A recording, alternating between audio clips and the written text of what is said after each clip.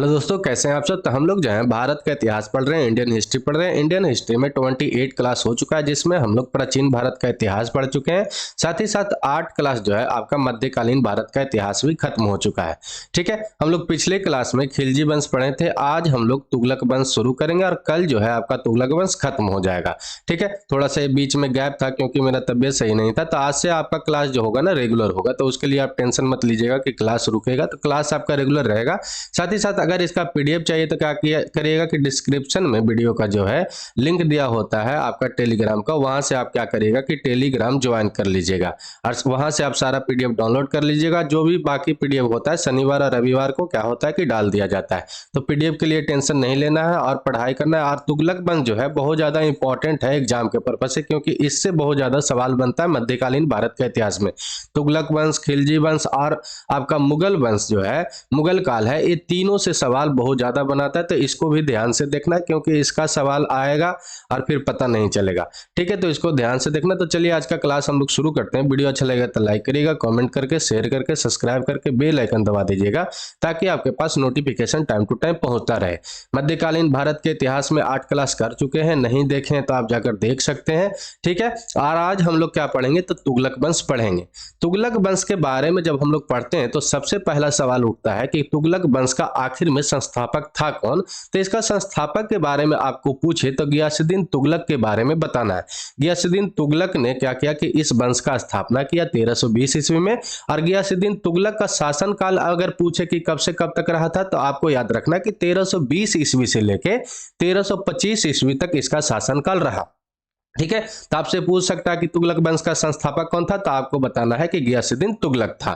ठीक, चलिए आगे हम लोग जब देखते हैं तो क्या है कि तुगलक वंश कोई वंश नहीं था। ये बात आपको याद रखना है कि क्योंकि कभी कभी पूछ सकता है स्टेटमेंट में क्या तुगलक वंश का वंश था कोई, तो तुगलक वंश कोई वंश नहीं था। तुगलक वंश इसलिए इसको नाम पड़ा था इस वंश को, क्योंकि इसका गियासुद्दीन तुगलक का जो मूल नाम था, ओरिजिनल नाम था, गाजी तुगलक था या गाजी बेग तुगलक था, जिसके कारण से इसका जो भी उत्तराधिकारी बना उसको तुगलक पुकारा जाने लगा, जिस कारण से इस वंश को क्या नाम पड़ा था, तो तुगलक वंश पड़ा था। ये बात आपको ध्यान में रखना है।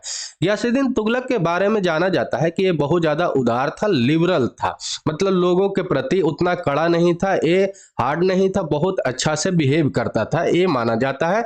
जिसके कारण से एक बर्नी क्या थे कि इतिहासकार थे, वो क्या बोले थे कि एक मध्यम पंथी का नीति कहा था किसको, तो गियासुद्दीन तुगलक को। ये बात आपको ध्यान में रखना है। जियाउद्दीन बर्नी ने रस्मो नियम कहा था। रस्मो नियम का मतलब क्या होता है, मध्यम पंथी। ये बात आपको याद रखना। और कौन था, तो एक इतिहासकार था जो किसको कहा था मध्यम पंथी, तो गियासुद्दीन तुगलक को। ये बात आपको ध्यान में रखना है। साथ ही साथ गियासुद्दीन जो तुगलक था वो सिंचाई व्यवस्था को दुरुस्त करवाया, तो उसको दुरुस्त करवाने के लिए क्या किया था, तो नहरों का निर्माण करवाया था। और साथ ही साथ किसानों और राज्यों की आर्थिक नीति को सुधार भी किया था। ये बात आपको ध्यान में रखना है। ठीक है, इसके शासन काल में क्या हुआ, तो डाक जो व्यवस्था था वो बहुत ज्यादा श्रेष्ठ हुआ, अच्छा हुआ, और न्याय व्यवस्था में भी सुधार आया था। ठीक है, तुगलकाबाद जो नाम एक शहर है, ये कहाँ पे है, दिल्ली में है, उसका भी स्थापना कौन करवाया था, तो आपको याद रखना है गियासुद्दीन तुगलक ही करवाया था। तो ये हमेशा सवाल बनते रहता है कि तुगलकाबाद का निर्माण कौन करवाया था, तुगलकाबाद नामक शहर का स्थापना कौन करवाया था, तो आपको बताना है गियासुद्दीन तुगलक के द्वारा तुगलकाबाद नामक शहर को बसाया गया। ये बात आपको ध्यान में रखना है। ठीक है, गियासुद्दीन जो तुगलक था सरकारी कर्मचारियों को राजस्व वसूली में हिस्सा ना देकर उसको टैक्स फ्री जागीर देना शुरू किया। ये बात आपको ध्यान में रखना है। तो ये जो जितना भी राजस्व वसूली होता था राज्य का, उसमें सरकारी कर्मचारियों को हिस्सा ना देकर वो क्या किया था कि उसको टैक्स फ्री जागीर देना शुरू कर दिया था। तो ये बात आपको ध्यान में रखना है। तो आपको इसमें याद क्या क्या रखना है, तो इसके शासनकाल में डाक व्यवस्था अच्छा हुआ, न्याय व्यवस्था में सुधार हुआ, और तुगलकाबाद नामक शहर का क्या करवाया था, निर्माण करवाया था, जो दिल्ली में है।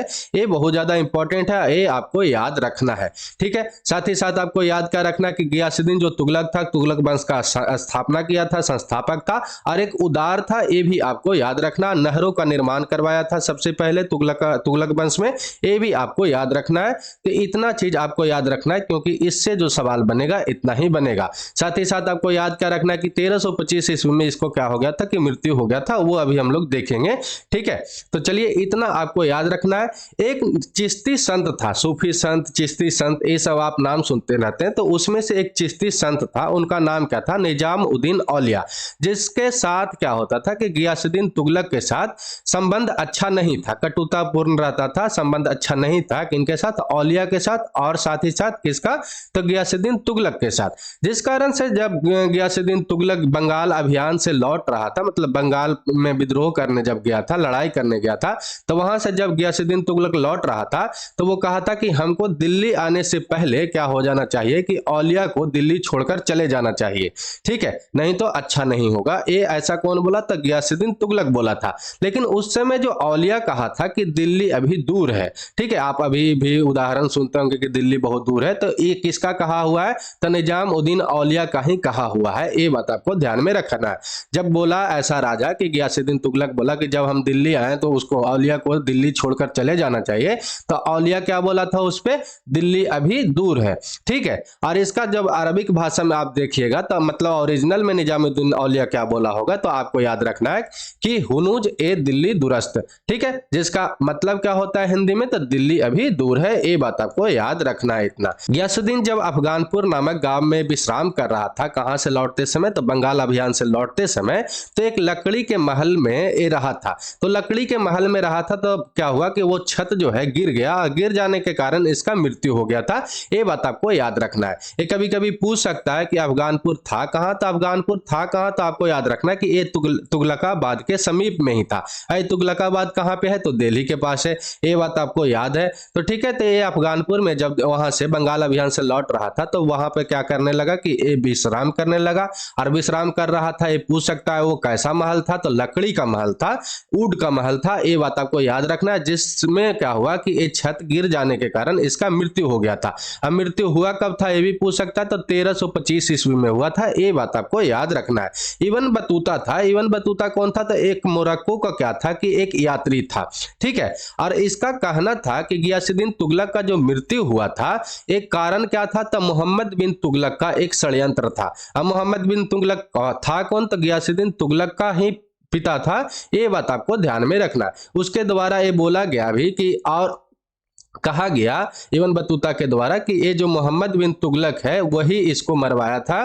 किसको, तो गियासुद्दीन तुगलक को। ये बात आपको ध्यान में रखना है। और उसके द्वारा ये जो मतलब गियासुद्दीन तुगलक के द्वारा ही ये तुगलकाबाद जहां बनवाया गया था, तुगलकाबाद जो शहर बनवाया गया था, बसवाया गया था, वहां इसको दफनाया गया। ये बात आपको याद रखना है। तो कभी कभी पूछ देता है कि गियासुद्दीन तुगलक का मतलब कब्र कहां पे है, तो तुगलकाबाद में है, जो अभी आधुनिक में कहां पे है, तो दिल्ली में है। ये बात आपको याद रखना है। ठीक है, चलिए आगे हम लोग पढ़ते हैं मोहम्मद बिन तुगलक के बारे में, जो बहुत ज्यादा इंपॉर्टेंट है। और इसको उस समय क्या बोला जाता था कि पढ़ा लिखा बेवकूफ भी बोला जाता था। ये भी बात आपको याद रखना है। और ये क्यों बोला जाता था, अब हम लोग आगे जब पढ़ेंगे तो हम लोग देखेंगे। लेकिन अब जो माना जाता है कि ये बेवकूफ था, कि हम लोग कहने वाला बेवकूफ थे, ये अभी हम लोग को पता चल जाएगा। ठीक है, तो मोहम्मद बिन जो तुगलक था 1325 ईस्वी से 1351 ईस्वी तक इसका क्या हुआ कि शासनकाल रहा था। कभी कभी पूछ सकता है कि इसका शासनकाल कब से कब तक रहा था, तो आपको बताना है कि 1325 ईस्वी से लेकर 1351 ईस्वी तक इसका शासनकाल रहा। इसका मूल नाम भी कभी कभी पूछता है, तो इसका मूल नाम आपको क्या बताना है कि जूना खां था। ठीक है, जूना खां था। और उसने अलुग खां की उपाधि धारण किया था। ये भी आपको याद रखना है। अरे था कौन, तो गियासुद्दीन तुगलक का पुत्र था। ये बात आपको याद रखना है। उसके शासन काल में क्या हुआ था कि 1333 ईस्वी में मोरक्को का एक यात्री इब्न बतूता, जो अभी बता रहे थे, वो आया था और दिल्ली के काजी पर उसको नियुक्त किया गया। किसको, तो इब्न बतूता को। ये बात आपको याद रखना है। और उसको बाद में मोहम्मद बिन तुगलक क्या किया था कि 1342 ईस्वी में इसको दूत बनाकर कहां भेजा था, तो चीन भेजा था। ये बात आपको याद में रखना है। किसको भेजा था, तो इब्न बतूता को भेजा था। कौन भेजा था, तो आपको याद रखना है कि मोहम्मद बिन तुगलक भेजा था। कब भेजा था, तो 1342 ईस्वी में। और कहाँ भेजा था? तो चाइना भेजा था, ये बात आपको याद रखना है। इब्न बतूता था कहाँ के? तो मोरक्को को था। आया कब था? तो 1333 ईस्वी में आया था। और किसके शासनकाल में आया था? तो मोहम्मद बिन तुगलक के शासनकाल में आया था। तो यहां से कोई क्वेश्चन अब नहीं छूटना चाहिए, ठीक है, इतना बात आपको याद रखना है। उसने सिक्कों पर क्या लिखवाया था? सिक्कों पर क्या लिखवाया था ये पूछते रहता है मोहम्मद बिन तुगलक के बारे में। तो अल सुल्तान जिल्ली इलाही, जिसका मतलब क्या होता है कि सुल्तान जो है ईश्वर की छाया है। ये बात आपको याद रखना है। जो अंकित करवाया था कौन? तो आपको याद रखना है कि मोहम्मद बिन तुगलक करवाया था अपने सिक्कों पर, जब सिक्का ये चलवाया था तो, ठीक है। मोहम्मद बिन तुगलक के समय क्या था कि उसका जो साम्राज्य था 23 प्रांतों में क्या था कि बटा हुआ था। प्रांत का मतलब क्या होता है कि प्रोविंस होता है। अब प्रोविंस को ही अभी हम लोग स्टेट बोलते हैं। कनाडा में आप जाइएगा तो कनाडा में क्या है कि अभी भी स्टेट को प्रोविंस भी ही बोला जाता है, ठीक है। तो ये मत समझिएगा कि प्रांत और स्टेट दूसरा होता है, दोनों एक ही होता है। प्रांत उस समय बोला जाता था। तो 23 प्रांतों में क्या था कि इसका जो शासन काल था, मतलब कि साम्राज्य था, वो बटा हुआ था। कश्मीर और आधुनिक जो बलूचिस्तान है, जो पाकिस्तान में पड़ता है, उसको छोड़कर हिंदुस्तान, जो पूरा हिंदुस्तान पर दिल्ली सल्तनत के क्या था कि नियंत्रण था। किस समय? तो आपको याद रखना है कि मोहम्मद बिन तुगलक के समय। ये बात आपको याद रखना है, ठीक है। अब हम लोग मोहम्मद बिन तुगलक का जो है प्रशासनिक परिवर्तन देख लेते हैं, क्योंकि यहां से सवाल हमेशा बनते रहता है। तो प्रशासनिक परिवर्तन क्या था कि वो जो था दिल्ली का ऐसा पहला सुल्तान था जो योग्यता के आधार पर क्या था कि किसी को पद देना क्या किया कि आरंभ किया। मतलब कि जो लोग जिस पद के लिए अवेलेबल है, उनके पास एबिलिटी है, उसी को वो पद दिया जाएगा। और इसने हिंदू हो चाहे मुस्लिम हो, किसी को भी सम्मानित पद देना क्या किया कि ये शुरू किया। ये बात आपको याद रखना है। ये ऐसा नहीं करता था कि कोई हिंदू है तो उसको सम्मानित पद, मतलब कि ऊंचा जो पद था वो नहीं दिया जाएगा। हिंदू हो चाहे मुस्लिम हो, उसके पास अगर योग्यता है तो उसको क्या किया जाएगा कि उसको सम्मानित पद दिया जाएगा। ये बात आपको याद रखना है। दुआओं पर ये क्या किया कि टैक्स में इंक्रीजमेंट किया, मतलब कि वृद्धि किया कर में। ये दुआब का मतलब आप नहर याद रखिएगा, मतलब कि इसका क्या होता है कि पानी ही होता है, ठीक है। तो ये नहरों पर क्या किया कि ये वृद्धि मतलब देना, मतलब टैक्स आपको ज्यादा देना पड़ेगा, ऐसा किया। टैक्स ये बढ़ाया उस पे, ये बात आपको याद रखना है। कृषि के उन्नति के लिए, मतलब कि कृषि विभाग, कृषि को उन्नति के लिए, किसानों को फायदा पहुंचाने के लिए एक नया विभाग तो खोला ही खोला, साथ ही साथ उसके लिए मंत्री भी बनाया। और उस मंत्री को कहा क्या जाने लगा? तामीर को ही कहा जाने लगा। ये बात आपको ध्यान में रखना है। राजधानी परिवर्तन किया था, जो इसका पहला बेवकूफी था। राजधानी परिवर्तन नहीं करना चाहिए था। 1327 ईस्वी में किया था। अगर 1327 ईस्वी रहे तो उसको आंसर मारना है। कहीं कहीं पे 1327 ईस्वी नहीं रहेगा, 1326 ईस्वी रहेगा। तो ये दोनों अगर रहे 1326 और 1327, तो 1327 तो मारना ही है। लेकिन ये दोनों में से अगर कोई भी रहेगा तो आप मार सकते हैं, लेकिन 1327 क्या है कि ये सही है। ये बात आपको याद रखना है, ठीक है। तो राजधानी परिवर्तन कब हुआ था? तो 1326 से 1327 के बीच में। ये दिल्ली से 1500 किलोमीटर दूर जाके कहां पे किया था? तो देवगिरी में किया था। ये देवगिरी अभी है कहां पे? तो महाराष्ट्र में औरंगाबाद जो जिला है वहां पे पड़ता है। और उसका नाम क्या बदल कर रखा था? तो दौलताबाद रखा था। ये बात आपको याद रखना है। जो इसका एक असफल योजना था, ये बात आपको याद रखना है, जिसके कारण से प्रशासन तंत्र में भी, एडमिनिस्ट्रेटिव में भी, और साथ ही साथ इसका राजस्व में भी, मतलब कि जो इसके पास पैसा था उसमें भी इसको क्या हुआ था कि भारी नुकसान हुआ था। ये बात आपको ध्यान में रखना है। सांकेतिक मुद्रा जो किया था तो इसका दूसरा बेवकूफी था। उस समय जैसे कि अभी हम लोग जो मुद्रा यूज करते हैं, करेंसी यूज करते हैं, रुपया जो यूज कर रहे हैं, वो एक सही में डिनोटेड मुद्रा ही है, मतलब सांकेतिक मुद्रा ही है। लेकिन ये जिस समय बनाया था उस समय एक गलती था, क्योंकि उस समय लोग तो किसी तरीका से बना सकते थे और उसको अच्छा से यूज कर सकते थे। अभी इतना जब चीज है, टेक्नोलॉजी है, उसका तो जीरोक्स बन जाता है, तो उस समय भी तो जीरोक्स बन ही सकता था। तो ये सांकेतिक मुद्रा चलाया। सांकेतिक मुद्रा का होता है मतलब क्या? मतलब कि अभी हम लोग 2000 का नोट यूज कर रहे हैं, एक कागज का टुकड़ा है और उस पर 2000 लिखा हुआ है, तो ये जो है इसका वैल्यू क्या हो गया? 2000 है। लेकिन इसका ओरिजिनल में 2000 वैल्यू न है, इसको बनाने में मात्र 100 रुपया या 50 रुपया या 5 रुपया खर्च हुआ होगा, ठीक है, ये कह सकते हैं। लेकिन इसका वैल्यूएशन कितना है? तो 2000 है, ठीक। तो उसी को हम लोग सांकेतिक मुद्रा कहते हैं, मतलब कि है तो उतना कि नहीं, लेकिन इसका वैल्यू क्या है कि उतना माना जा रहा है, तो उसको हम लोग सांकेतिक मुद्रा कह देंगे। अरे सांकेतिक मुद्रा का सोच इसका कब था? तो 1329 से 1330 ईस्वी में ही ये सोच लिया था कि ऐसा कुछ होना चाहिए, ठीक है। और ये भी एक क्या था कि एक असफल योजना रहा और ये पूरा नहीं हुआ था, जिसके कारण ही इसको पढ़ा लिखा बेवकूफ बोला जाता है। ये बहुत ज्यादा ही पढ़ा लिखा था और इसका सोच तो बहुत अच्छा था, लेकिन लोग जो थे कि उसका विरोध किए थे, ये बात आपको ध्यान में रखना है। उस समय चांदी के सिक्कों को टका बोला जाता था, टंका बोला जाता था, तांबे के सिक्कों को जीतल बोला जाता था। ये भी आपको याद रखना, क्योंकि कभी कभी पूछ देता है, ये पूछा हुआ क्वेश्चन भी है कि चांदी के सिक्कों को टंका बोला जाता है, तांबे के सिक्कों को जीतल बोला जाता है। तो ये आपको याद रखना है, स्टेटमेंट में आ सकता है और स्टेटमेंट में उलट कर दे देता है कि चांदी के सिक्के को जीतल बोला जाता है और तांबे के सिक्के को तांबे के सिक्के को टंका बोला जाता है। तो ये दोनों स्टेटमेंट क्या हो जाता है कि गलत हो जाता है, क्योंकि चांदी का सिक्के को टंका बोला जाता है, ठीक है, और तांबे के सिक्के को जीतल बोला जाता है। ये बात आपको याद रखना है, सिंपल से। उस समय सांकेतिक मुद्रा चलाया क्यों था, ये भी आपसे पूछ सकता है। तो उस समय सांकेतिक मुद्रा चलाने का मेन कारण क्या था कि इंटरनेशनल लेवल पे क्या था कि चांदी के सिक्का जो था, चांदी का ओरिजिनल में क्या हो रहा था कि कमी हो रहा था, उसका सामना करना पड़ रहा था, जिसके कारण से क्या किया कि सांकेतिक मुद्रा को चलाना प्रारंभ किया और तांबे और पीतल के सिक्के चलवाए, जिस कारण से। और लेकिन एक बात आपको याद रखना है कि जो ये पहले भी हो चुका था सांकेतिक मुद्रा का चलन कहीं पे, और ये सबसे पहले सांकेतिक मुद्रा का चलन हुआ कहाँ पे था, चाइना में हुआ था। और चाइना में किया कौन था, तो कुबलई खां किया था, और ये सफलता पूर्वक मतलब कि हुआ था, जिस कारण से ये सोचा, मतलब कौन सोचा कि मोहम्मद बिन तुगलक की यहाँ भी हो सकता है, लेकिन यहाँ पर ये सफलतापूर्वक नहीं हुआ था। ये बात आपको याद रखना है। तो अगर पूछ ले कि पूरा विश्व में सबसे पहले सांकेतिक मुद्रा चला कहाँ था, तो चाइना में चला था। ये आपको याद रखना है। कौन करवाया था, तो कुबलई खां करवाया था। लेकिन भारत में कौन करवाया था, तो मोहम्मद बिन तुगलक करवाया था। ये बात आपको याद रखना है। मोहम्मद बिन तुगलक सांकेतिक मुद्रा क्यों चलवाया, क्योंकि इंटरनेशनल लेवल पे, अंतरराष्ट्रीय स्तर पे क्या था कि चांदी का क्या हो रहा था कि कमी हो रहा था, जिस कारण से सांकेतिक मुद्रा चलाना शुरू किया। मतलब कि ये तांबा का सिक्का चलाया और इसमें मान लीजिए कि 5 रुपया लिखा हुआ है, और जो चांदी का सिक्का था उसका ही ये वैल्यू का था, ये आप कह सकते हैं। ये बात आपको याद रखना है। मोहम्मद बिन तुगलक का अभियान पूछते रहता है कि कहाँ कहाँ पे अभियान किया था, कहाँ कहाँ पे लड़ाई किया था, और हमेशा उससे सवाल बनते रहता है। तो ये हम लोग देख लेते हैं।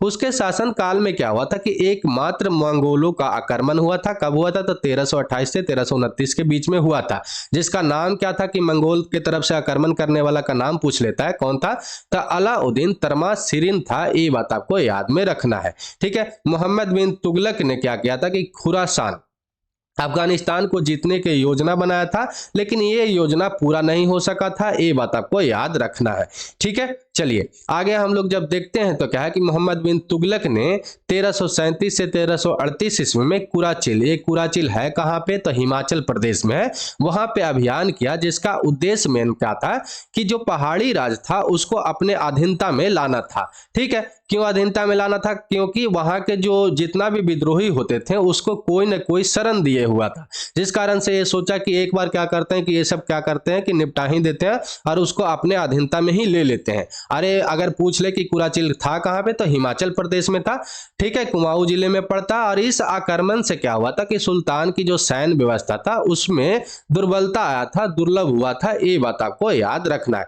कोई भी लड़ाई हो और कोई उसमें जीते या हारे, लेकिन ऐसा मत सोचिएगा कि हारने वाला को बहुत ज्यादा नुकसान हुआ और जीतने वाला का कुछ नहीं हुआ। जीतने वाले को भी बहुत ज्यादा लॉस होता ही होता है। इसलिए युद्ध को हमेशा क्या किया जाता है, इतिहास में माना जाता है कि टालना चाहिए, ठीक है, और कहा भी गया है, ठीक। तो ये बात आपको हमेशा याद रखना है। मोहम्मद बिन तुगलक के काल में प्रमुख विद्रोह पूछ लेता है कि कौन कौन ने विद्रोह किया था, ये हमेशा पूछते रहता है। तो आपको याद रखना है कि गुलबर्गा है कहाँ पे, तो कर्नाटका में है।